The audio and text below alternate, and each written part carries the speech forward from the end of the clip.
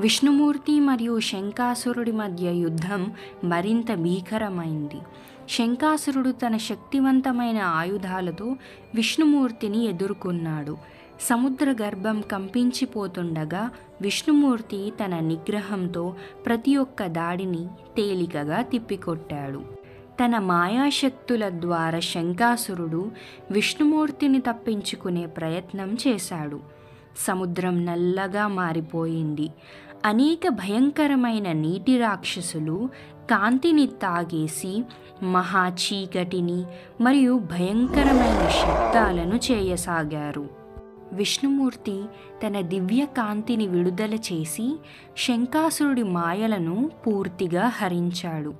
భీకరమైన భూతాలు, మాయాజాలం అన్ని క్షణాల్లో అదృశ్యమయ్యాయి.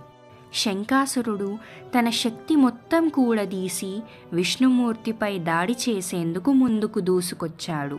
కానీ విష్ణుమూర్తి ఒక్క క్షణం కూడా ఆలస్యం చేయకుండా తన సుదర్శన చక్రాన్ని అతనిపై ప్రయోగించాడు. క్షణాల్లో శంఖాసురుడి శక్తి తుడిచిపెట్టుకుపోయింది. శంఖాసురుడు నేల కొరిగాడు. తన తప్పును అర్థం చేసుకున్నాడు. దేవతల పవిత్రమైన వేదాలను అపహరించడం మహాపాపమని గ్రహించాడు. చివరి శ్వాసలో విష్ణుమూర్తిని క్షమాపణ కోరాడు. విష్ణుమూర్తి శంఖాసురుడిపై విజయం సాధించి వేదాలను తిరిగి పొందాడు. అనంతరం ఆయన తన శంఖాన్ని ఊదాడు. ఆ పవిత్ర ధ్వని అంతటా మారుమ్రోగి విశ్వానికి మళ్ళీ శాంతిని మరియు జ్ఞానాన్ని ప్రసాదించింది. ఈ కథ మనకు ఒక గొప్ప పాఠాన్ని నేర్పుతుంది.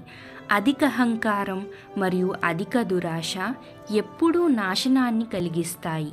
దైవం ఎల్లప్పుడూ ధర్మాన్ని కాపాడుతోంది. ఎంతకాలం చీకటి విజయం సాధించినట్టే కనిపించినా చివరకు ధర్మమే గెలుస్తుంది.